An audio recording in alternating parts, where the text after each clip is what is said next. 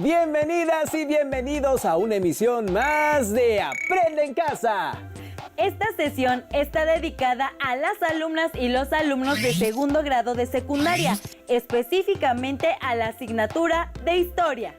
Antes de comenzar con el tema, les invitamos a colaborar en las actividades al interior de sus hogares y a realizar trabajo en equipo con su familia durante esta contingencia. Así como a relacionarse con empatía, tolerancia y paciencia con su familia, especialmente en este tiempo. Además, las y los invitamos a tener a la mano un lápiz y un cuaderno o una hoja para anotar las ideas principales que escuchen y las preguntas que les puedan surgir a lo largo de la sesión y a que posteriormente las integren a su carpeta de experiencias. Tengan presente que al regresar a clases presentarán esta carpeta a su maestra o maestro y a sus compañeras y compañeros. En esta sesión abordarán el tema de las reformas borbónicas. El propósito es que identifiquen el espacio de las reformas borbónicas en las instituciones de la Nueva España. Cabe destacar que durante la segunda mitad del siglo XVIII, en España y todos sus reinos, incluida la Nueva España, se dieron cambios significativos conocidos como reformas borbónicas. Esos cambios difícilmente se entenderían sin tener en cuenta diversos acontecimientos. Así es, el primer acontecimiento fue el cambio de dinastía en España, cuando los Habsburgo concluyeron su gobierno y lo tomaron los Borbones. El segundo acontecimiento fue el surgimiento de la Ilustración y sus consecuencias en los ámbitos de la política, la economía y la cultura. ¿Cuál era la diferencia entre los Habsburgo y los Borbones? Para responder esta pregunta, es preciso regresar un poco en el tiempo, cuando Carlos I de España, V de Alemania, hijo de Juana la Loca y de Felipe el Hermoso, gobernó España de 1516 a 1556. Con él, en España, inició el reinado de la familia de los Habsburgo, cuyos miembros desde la Edad Media habían sido los emperadores del Sacro Imperio Romano Germánico. Los primeros monarcas de esta familia implementaron en España y en todos sus reinos el absolutismo, que es una forma de gobierno en la que el monarca es el eje de todo el poder público. Esto implicó la ausencia de una constitución o de leyes a la que el rey se tuviera que sujetar en su gobierno. Durante los casi 2 siglos en los que los Habsburgo permanecieron en España, la norma fue la voluntad del monarca en turno, y esta se expresaba mediante cédulas y ordenanzas reales. Esto originó cierto desorden en el gobierno, ya que con frecuencia se presentaban contradicciones entre lo establecido en uno de estos documentos y lo estipulado en otro. En noviembre de 1700 murió Carlos II, el hechizado, quien era llamado así porque, según diversas fuentes históricas, este monarca tenía una salud precaria, corta inteligencia y esterilidad que se le adjudicaban a la hechicería. Debido a que el rey Carlos II no tuvo hijos, el trono español se quedó sin príncipe heredero y, según su propio testamento, debía ocuparlo Felipe de Anjou, nieto del rey Luis XIV de Francia, quien con el nombre de Felipe V ascendió al trono de España en el mismo mes de noviembre del año de 1700. La llegada de Felipe V al trono español significó el fin de la dinastía de los Habsburgo y la llegada de la Casa de los Borbón. Este acontecimiento también representó una serie de cambios, puesto que puso en práctica acciones nunca antes realizadas en la corona española, ya que Francia se caracterizaba por tener una mayor apertura que aquella que España había mostrado durante el reinado de los Habsburgo. Para saber un poco más sobre este tema, los y las invitamos a ver el siguiente video.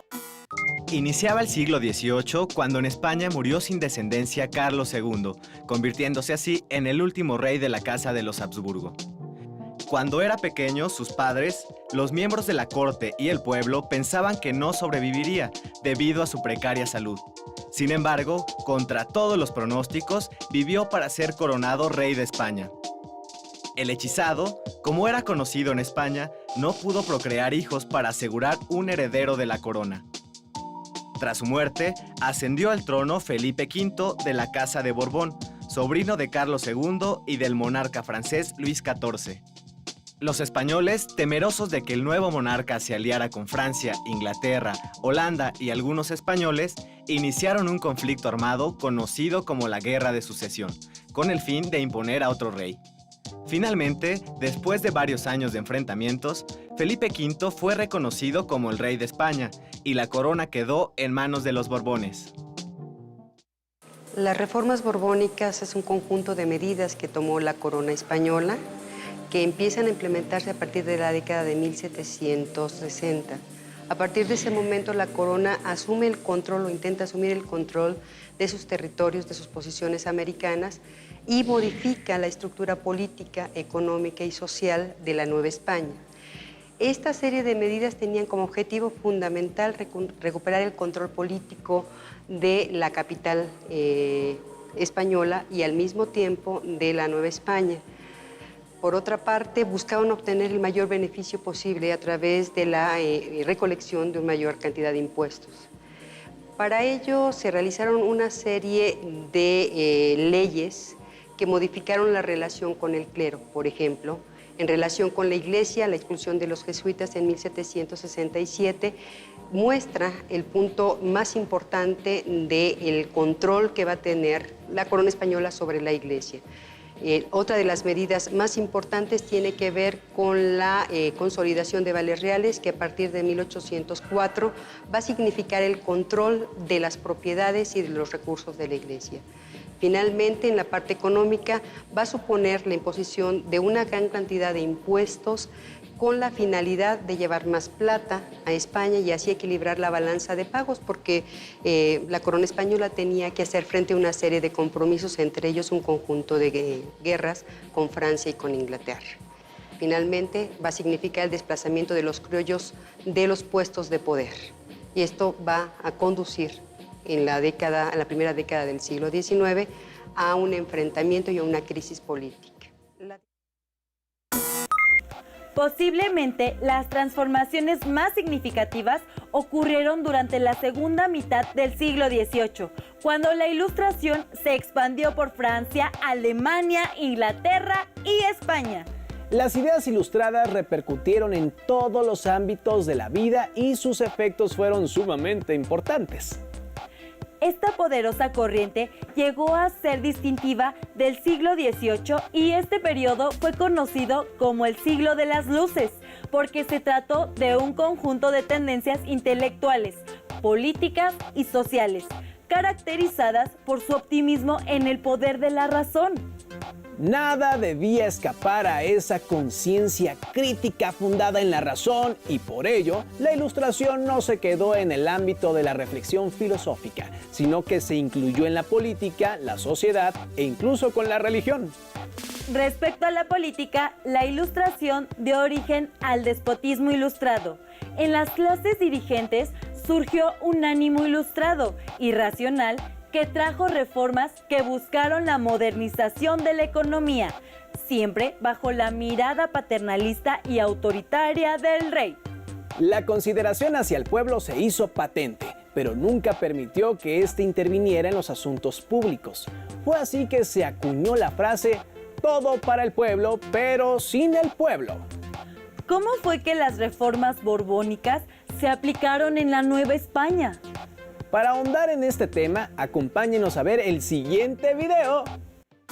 A mediados del siglo XVIII, el funcionario real José de Gálvez, visitador de la Nueva España, influido por todas las ideas ilustradas como parte del proceso de control del Estado, llamado despotismo ilustrado, va a viajar a la Nueva España a poner en práctica toda esta serie de medidas que van a conducir a que la metrópoli recupere el control sobre su territorio en términos políticos, económicos y sociales. Parte de este esfuerzo va a estar vinculado con la presencia de un ejército que va a desembarcar justamente en la década de los 60 para poder controlar a la población.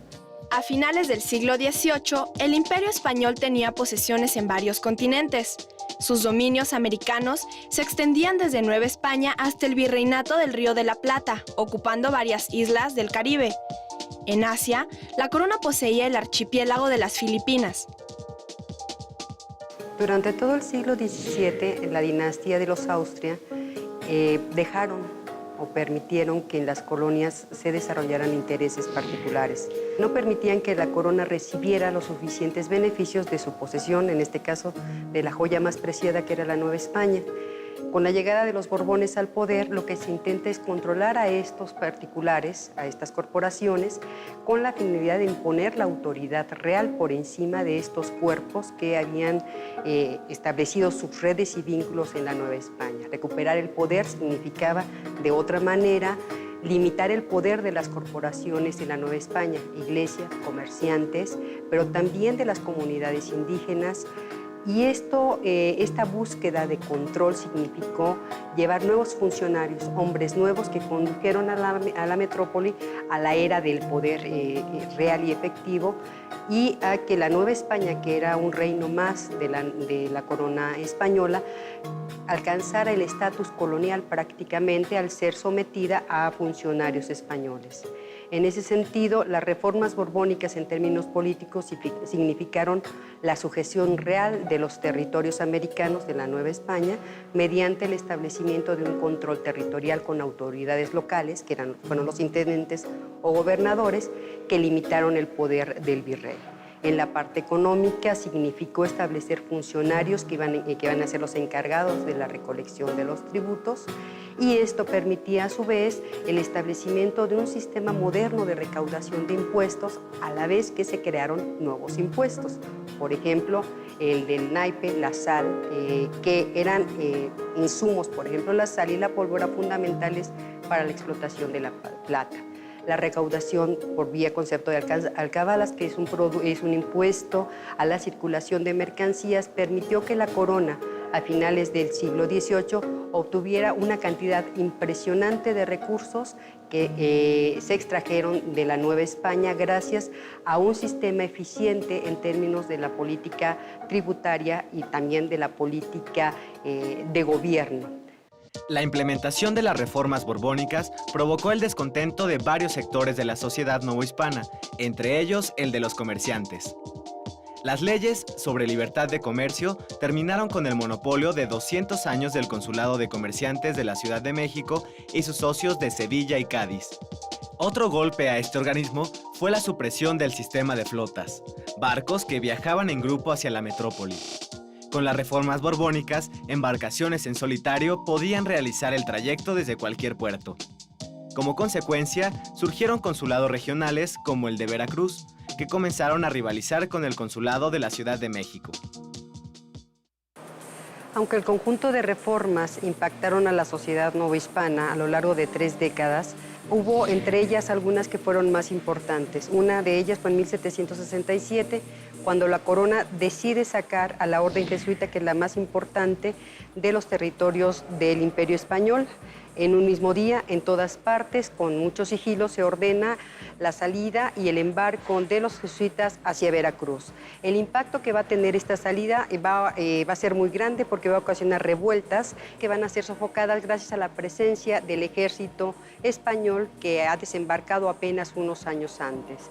Enseguida podríamos hablar de otra de las medidas, la división del territorio en intendencias. ¿Por qué? Porque esta división, esta organización, al mismo tiempo que tenía como objeto el control político del territorio, va a provocar que se enraicen los intereses locales y va a ser el origen de, más tarde, los estados que se van a crear a partir de la independencia. Y finalmente, la consolidación de vales reales en 1804, que es, digamos, la gota que derrama el vaso de agua finalmente, porque significa que se obtienen cada vez más recursos de una colonia que ha sido atacada constantemente con una serie de reformas, pero también que ha visto mermados sus ingresos económicos con un conjunto de impuestos muy amplio y muy importante. A la vez que hubo reformas de carácter político y económico, hubo una serie de reformas de tipo social. Por ejemplo, las leyes de vagos de 1745 van a tener más fuerza con la intención de que la gente se dedique a trabajar. Entonces, la persecución hacia actividades que se consideran poco deseables son consideradas actitudes y condiciones de vagancia que por supuesto van a tener un castigo y la pena va a ser la cárcel, la obra pública. En fin, esta serie de medidas de control de la población va a abarcar un amplio espectro. Por ejemplo, las diversiones, las fiestas de toros, los carnavales van a salir de los espacios urbanos porque se busca que la población se divierta de manera decente, asistiendo al teatro, por ejemplo, y reglamentando también qué tipo de obras se van a presentar y cómo en los espacios entre cada uno de los actos se deben bailar cierto tipo de bailes donde las mujeres finalmente no deben enseñar, por ejemplo, más allá de la pantorrilla. Esto muestra que las reformas borbónicas constituyeron un amplio abanico de posibilidades donde la corona intentaba imponer incluso una visión moral sobre la conducta y la población. En el ámbito cultural, las autoridades reales fomentaron toda clase de instituciones renovadoras o bien las fundaron. Así, abrieron sus puertas la Real Escuela de Cirugía en 1768, la Academia de San Carlos en 1782, el Jardín Botánico en 1787 y el Real Seminario de Minería en 1792, cuyos laboratorios permitieron hacer descubrimientos mineralógicos a don Andrés del Río. El periodismo empezó a hacer intentos desde 1722, pero solamente la Gaceta de México logró aparecer ininterrumpidamente de 1784 a 1805 y fue sustituida después por el Diario de México, el cual divulgó noticias e ideas. La Ilustración entró en buena parte con el apoyo económico de la corona española, lo que implicó que las ideas que tenían implicaciones políticas fueran censuradas. Sin embargo, estas ideas se diseminaron de todas formas. Las noticias políticas fueron leídas por clérigos y funcionarios. La vigilancia de la Inquisición quedó burlada y el orgullo criollo subrayó el amor por lo propio, con un interés por la antigüedad indígena o la historia colonial. Todas las obras exaltaron orgullo por su suelo, por la Nueva España y por su gente. Por ejemplo, el sacerdote jesuita Francisco Javier Clavijero consideró a los indígenas tan capaces como los europeos y desmintió las ridículas teorías ilustradas sobre la naturaleza americana. ¿De qué otras maneras impactaron las reformas borbónicas en la Nueva España? Las y los invitamos a ver el siguiente segmento audiovisual para responder esta pregunta. Los Borbones llevaron a cabo una reorganización administrativa y territorial de Nueva España. Al dividir el territorio en intendencias, buscaron tener mayor control sobre la colonia y, al mismo tiempo, restar poder al virrey, implantando la figura del intendente. José de Gálvez, cuando llegó a la Nueva España en 1767, trató de imponer el sistema de intendencias, que era una división del territorio. No pudo, le costó mucho trabajo. 20 años después, en 1786, logró que se decretara la Real Orden de Creación de las Intendencias. Se crearon 12, es decir, el territorio del virreinato de la Nueva España fue dividido en 12 espacios jurisdiccionales que tenían un intendente que hacía las veces de las funciones del virrey en cada uno de sus territorios. El poder que tenía el virrey sobre todo el territorio de la Nueva España se divide y ahora van a ser los intendentes a partir de 1786 quienes van a ejercer las funciones del Ejecutivo en su territorio. Con esto le quitan el poder al virrey al mismo tiempo que someten a los ayuntamientos o cabildos a la jurisdicción del intendente. La otra parte importante es la función económica. Se crean cajas reales especiales para la recolección de los impuestos y de esta manera el virrey pierde el control político que ejercía sobre todo el territorio y también pierde el control del poder económico en la medida en la que va a haber funcionarios locales encargados de la recolección de impuestos. Desafortunadamente, a la muerte del visitador de Gálvez, el virrey reasume el control de la parte fiscal, pero no de la parte política. Esto va a provocar la autonomía regional y la vinculación de intereses particulares en cada una de las 12 intendencias en las que se divide el territorio. La política reformista de los Borbones transformó mecanismos de organización profundamente arraigados en la economía, la administración, el fisco y las relaciones sociales. Ante estas, surgieron resistencias y oposiciones por parte de los diferentes sectores de la sociedad que se vieron afectados por su implementación. Recuerden que los criollos eran aquellos que nacieron en la Nueva España de padres españoles. Mientras que los peninsulares eran los españoles que nacieron en la península ibérica, es decir, en España, y que iban a trabajar a la Nueva España. El reformismo borbónico hizo mucho para fortalecer el sentimiento criollo, porque tanto las instituciones que se crearon en esa época como los altos cargos burocráticos únicamente podían ser dirigidos por los peninsulares. Por lo cual, los criollos se molestaron, ya que a ellos solamente se les daban oficios de ayudantes. 1808 y 1809 fueron los últimos años borbónicos y fueron difíciles, pues el virreinato perdió su solvencia económica y además hubo sequías, lo que provocó el descontento social. Como remedio contra la desigualdad, los criollos humanistas propusieron acabar con el sistema de tutela para los indígenas, hacer a todos iguales ante la ley y repartir las tierras de las comunidades indígenas. Contra el despotismo político apoyaban la doctrina de la soberanía popular. Contra la dependencia fundamentaron la necesidad y las ventajas que le acarrearía a la Nueva España el separarse de la Vieja España. Comenzaron a haber levantamientos en distintos lugares de la Nueva España. Por ejemplo, en Michoacán hubo un intento frustrado de revolución liberal en el año de 1808.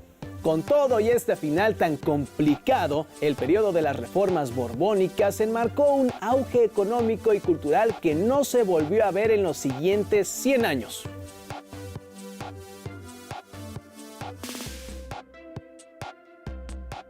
Ahora realicen la siguiente actividad. Copien los cuadros que aparecen en pantalla.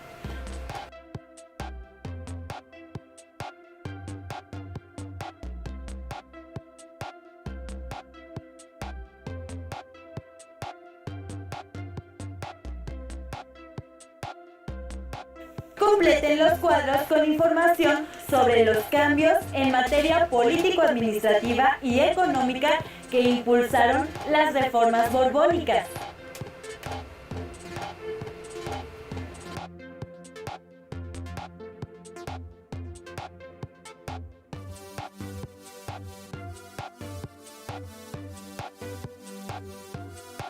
Y finalmente, integren su documento y sus notas a su carpeta de experiencias. Si tienen la oportunidad de leer el libro La Nueva España de Antonio Rubial, podrán conocer más sobre las reformas borbónicas. Les sugerimos invitar a su familia a comentar sobre este tema y a compartir sus inquietudes. Además, les recordamos que ante esta contingencia es importante crear relaciones empáticas con su familia, considerando la paciencia y la tolerancia. Con esto llegamos al final de esta sesión, pero los y las invitamos a continuar con la programación de Aprende en Casa. ¡Hasta la próxima!